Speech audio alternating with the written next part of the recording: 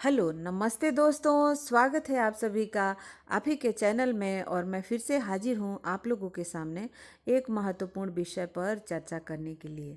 तो दोस्तों, मेरा वीडियो बहुत बड़ा हो जाता है क्योंकि मैं किसी भी सब्जेक्ट को डीपली एक्सप्लेन करना चाहती हूँ और करने लगती हूँ, जिस वजह से मेरा वीडियो बड़ा हो जाता है।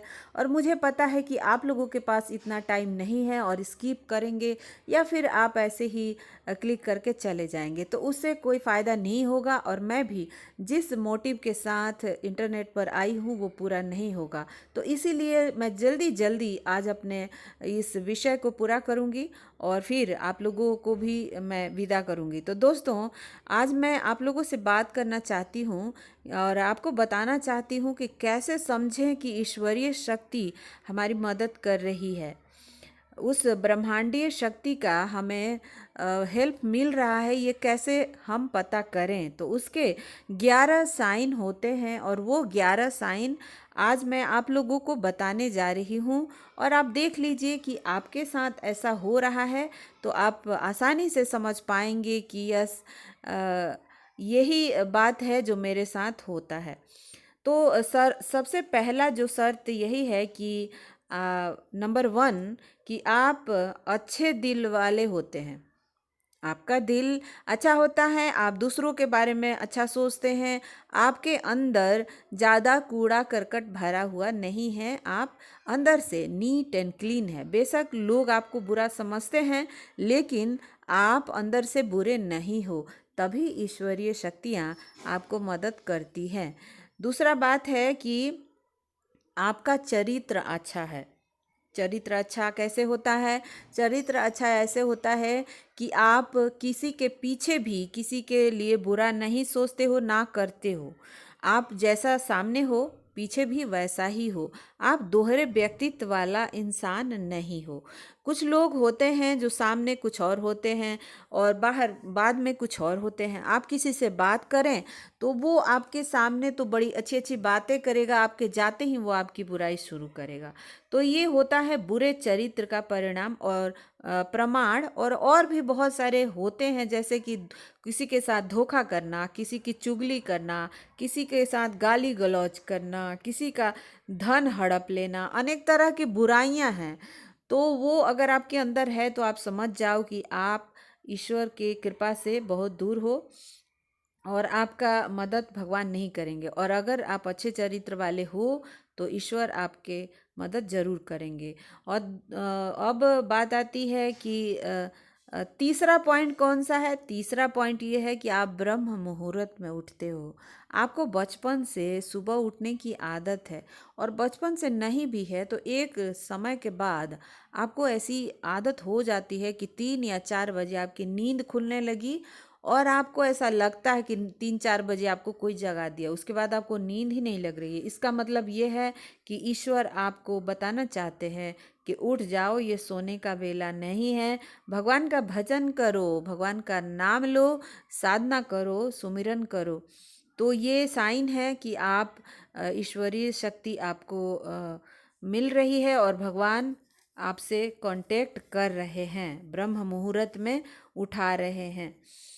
अब आता है चौथा पॉइंट। तो चौथा पॉइंट ये है दोस्तों कि सपने में दैवी दर्शन, यानी आप सपने में भगवान को देख रहे हो, माता को देख रहे हो, या जिस भी ईश्वर में आपकी श्रद्धा है वो उन्हें आप देख पा रहे हो, उनसे बात कर रहे हो।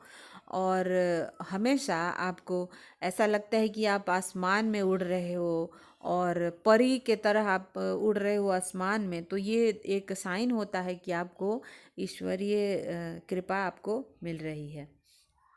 पांचवा साइन ये है दोस्तों कि आपको पूर्वाभास हो जाता है किसी भी चीज़ की, किसी भी घटना की, महीना, 6 महीना और 10 दिन 15 दिन पहले ही आपको पता चल जाता है कि ऐसा होने वाला है, कुछ ना कुछ ऐसा होने वाला है। और इस तरह से अगर आपके साथ हो रहा है तो आप ईश्वरीय शक्ति आपको मिल रही है। और अब आता है छठवा पॉइंट कि पारिवारिक प्रेम। तो दोस्तों, जिनके ऊपर भगवान की कृपा होती है उनके घर में परिवार वाले उनसे प्रेम करते हैं, उनके पति पत्नी या बच्चे, परिवार वाले जो भी हैं उनकी बातों को मानते हैं, एक दूसरे से प्रेम रहता है, रिस्पेक्ट रहता है, इज्जत की भावना है। और इस तरह के अगर आपके घर में है तो आपको ईश्वर का कृपा मिल रहा है, ये एक साइन है। नेक्स्ट पॉइंट है फ्रेंड्स कि भाग्य से भी तेज चलता है आपका काम, यानी कि आप जो सोचते हो बड़े आसानी से हो जाता है। आपकी जितनी योजनाएं हैं वो फलित हो जाती हैं, आप जो भी सोचते हो बड़े शीघ्रता से पूरा होता रहता है। आपके जीवन में हर चीज़ परफेक्टली चल रहा है, इसका मतलब है कि ईश्वर का आशीर्वाद आपको मिल रहा है। और नेक्स्ट पॉइंट है दोस्तों कि आपको सुगंधित वातावरण का एहसास होता है। आप अचानक से आपको कहीं से खुशबू आने लगती है, अचानक कुछ ऐसा लगता है कि कोई आके निकल गया, ऐसे खुशबूदार चीज़ें आपको महसूस होने लगता है। ये एक साइन है कि भगवान आपसे संपर्क कर रहे हैं। और नेक्स्ट पॉइंट है कि सुहानी हवा। तो आप अचानक से ऐसा महसूस आपको होता है कि एक मदमस्त सी हवा का झोंका आपको छू के निकल गया।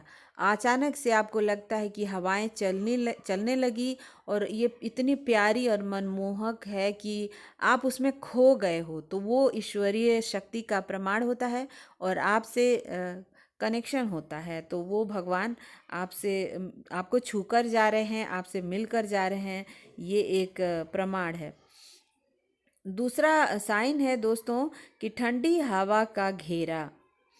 अगर आप पूजा पाठ कर रहे हैं या आप ऐसा कुछ कर रहे हैं और अचानक से एक ठंडी हवा आपको चारों तरफ से घेर लेती है, एक खुशबूदार एक प्यारी सी हवा, आपको ऐसे लगता है कि आप उसके बीचों बीच बैठे हैं, तो इसे ये प्रतीत होता है कि ईश्वर जो है वो आपको प्रोटेक्ट कर रहे हैं और ईश्वर ये बताना चाहते हैं कि वो आपके इर्द गिर्द ही हैं। वो आपके गुरु हो सकते हैं, आपके इष्ट हो सकते हैं या आपके भगवान हो सकते हैं। नेक्स्ट पॉइंट है कि रोशनी का पुंज दिखना। तो ये तो बहुत ही मतलब रेयर केस है कि आपको अचानक से कहीं रोशनी की पुंज दिखने लगे, तो ये प्रमाण है कि वो ईश्वरीय शक्ति है। और ईश्वर निराकार जो है वो रोशनी की पुंज ही है। और आप ध्यान में जब बैठते हो तो भी वो आपको एक रोशनी के रूप में ही दिखते हैं। तो अगर आपको ऐसा दिख रहा है तो वो ईश्वरीय शक्ति का एक प्रमाण है। नेक्स्ट पॉइंट है किसी की आवाज़ सुनाई देना।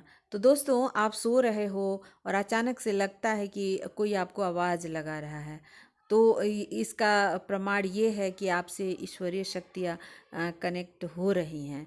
और आप जब उठ के बैठ के देखते हो तो आपको लगता है यहाँ तो कोई है नहीं, मैं सपना देख रहा था। और इस तरह से बार बार आपके साथ हो रहा है, तो इसका मतलब है कि ईश्वरीय शक्तियाँ आपसे कनेक्ट होती हैं और आपके ऊपर उनका आशीर्वाद है। तो ये कुछ पॉइंट है जिससे पता चलता है कि ईश्वर का आशीर्वाद आपको मिल रहा है और उनका हाथ आपके ऊपर है।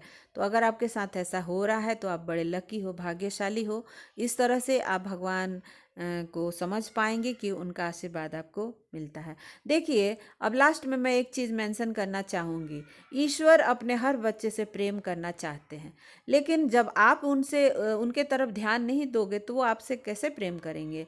आपके दो बच्चे हैं, एक बच्चा आपका रात दिन आपकी सेवा करता है, आपकी बात मानता है और आपको खुश करने की कोशिश करता है, और एक है कि उसको किसी आपसे बिल्कुल मतलब ही नहीं है, वो एटीट्यूड से भरा हुआ है, वो आपसे नफरत करता है।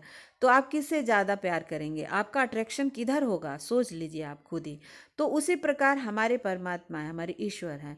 हम जब उनके बारे में सोचते हैं तो वो उनकी एनर्जी हमें अट्रैक्ट करने लगता है, और जब हम उनसे उनके बारे में तर्क वितर्क नफरत करते हैं, नफरत वाली बातें करते हैं, तो हम उनसे दूर रहते हैं। तो आपकी जो वाइब्रेशन है वो अट्रैक्ट करती है सभी चीज़ों को।